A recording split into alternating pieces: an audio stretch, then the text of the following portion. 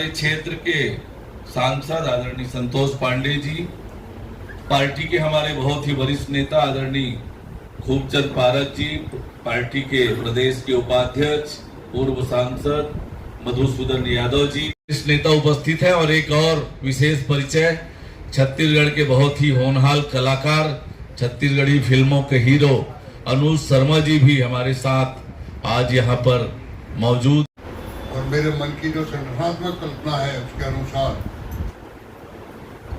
कोशिश ये है कि मैं प्रत्येक विधानसभा तक पहुंचूं, क्योंकि हम लोगों ने तय किया है बूथ जीता चुनाव जीता। केंद्र की योजना से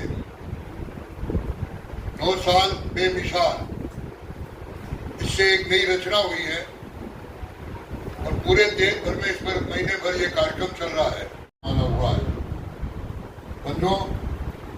3-4 तरह के कार्यक्रम दिन भर में होते हैं। इसमें एक बड़ी आम सभा, आप सब पत्रकार।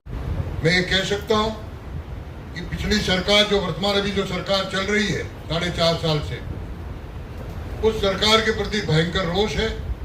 और रोष का कारण स्पष्ट, चाहे महासमुंद हो, चाहे मैं कहता हूं अपना रायपुर हो, हर जगह देखने को मिलता है।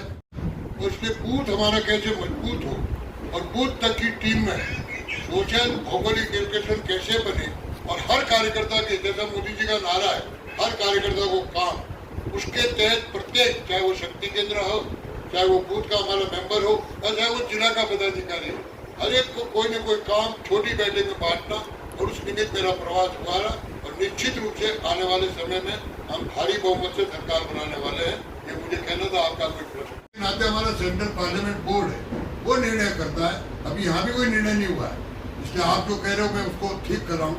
यहाँ भी कोई निर्णय नहीं है, हमारा सेंट्रल पार्लियामेंट तय करता है। और मैं लगभग 10 से 12 प्रदेशों को प्रभारी रहा हूँ। ऐसे बहुत प्रदेश आपको गिना सकता हूँ जिसमें हमने नेता तय करके चुनाव लड़ा।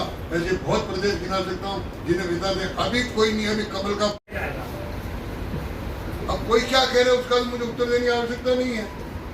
वो पता नहीं अभी और आगे दिनों में क्या क्या कहेंगे, तो जरूरी नहीं होता कि मैं उनके हर चीज का उत्तर दे दूं। तो वो तो उनके पास और कुछ बचा नहीं, क्योंकि वो एक्सपोज हो चुके हैं। किस चेहरे को लेकर मुख्यमंत्री मैं आपको स्पष्ट करना चाहता हूँ, लोकतंत्र में प्रत्येक दल को अपने तरीके से विचार करने का अधिकार है। तो क्या किया, इसमें पहले अपने अंदर झांके कि हमने क्या क्या किया।